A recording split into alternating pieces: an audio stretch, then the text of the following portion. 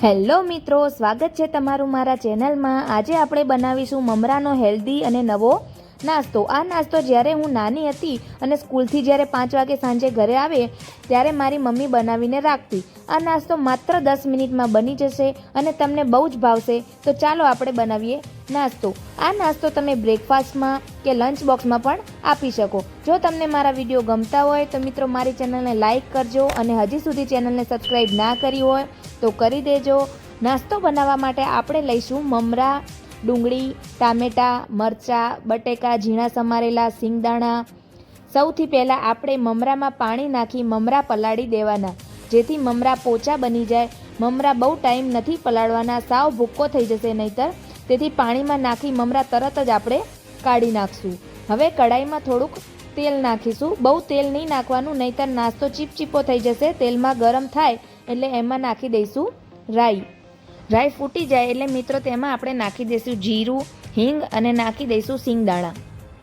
સિંગદાણા તમે તેલમાં તળીને કાઢી પણ શકો અને ના કાઢવા હોય તો તમે આ રીતે મેં કર્યું એ રીતે પણ સિંગદાણા અંદર રાખીને પણ કરી શકો।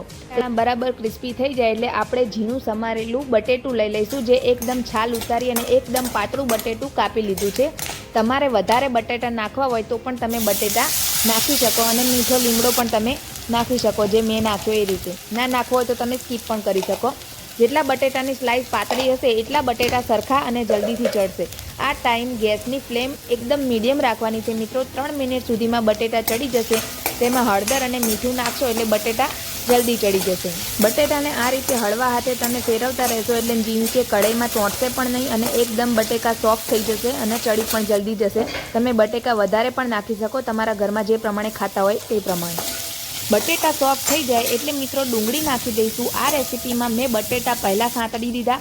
બટેટા થોડા હાર્ડ હોય એટલા માટે અને ડુંગળીને સાંતળતા વાર ના લાગે, એટલે ડુંગળીને આ રીતે તમે ઉમેરશો તો તેનું એકદમ નેચરલી ગળપણ આવશે અને ખૂબ જ ટેસ્ટી લાગશે। ડુંગળી સતળાઈ જાય એટલે ટામેટાં નાખી શકો। ટામેટાં તમે સ્કીપ પણ કરવા હોય તો કરી શકો, પણ તમે થોડું ટામેટું નાખશો તો ટેસ્ટી લાગશે અને લીલું મરચું તમે તમારી તીખાશ પ્રમાણે નાખી શકો, સ્કીપ કરો તો પણ ચાલશે। ત્યારબાદ બેઝિક મસાલા એટલે કે મરચું, મીઠું, ધાણા જીરું, હળદર નાખી દઈશું અને ત્યારબાદ પલાળેલા મમરા નાખી દઈશું અને બરાબર મિક્સ કરશું। જ્યારે તમે આ રીતે મમરા નાખો ત્યારે મમરા એકદમ પોચા ના થઈ ગયેલા હોવા જોઈએ અને તમે જ્યારે ચમચો ફેરવો ત્યારે એકદમ હળવા હાથે ફેરવવાનો, જેથી મમરાનો એકદમ ભૂકો ના થઈ જાય અને નીચેથી ઉપર આ રીતે કરશો એટલે મમરા એકદમ ભૂકા જેવા નહીં થઈ જાય અને પૌવા જેવા થઈ જશે। ત્યારબાદ તમે એમાં 1 ટેબલ સ્પૂન જેટલી ખાંડ પણ ઉમેરી શકો, તમારા ટેસ્ટ મુજબ ખાંડ નાખી શકો મિત્રો, સ્કીપ પણ કરી શકો।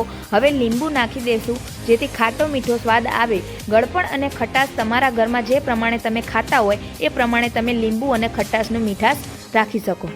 રેસીપીમાં મિત્રો તમે એક વાતનું ખાસ ધ્યાન રાખજો, જેથી મીઠું નાખતી વખતે બરાબર ધ્યાન રાખવું પડશે, કેમ કે મમરામાં પણ મીઠું નાખેલું આવે છે, જેથી ખારું ના થઈ જાય તેનું ધ્યાન રાખવું।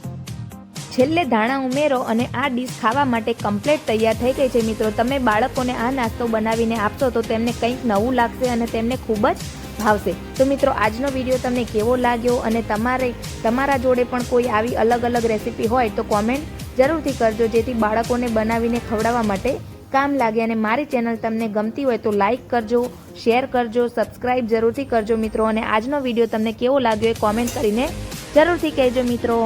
Bye bye.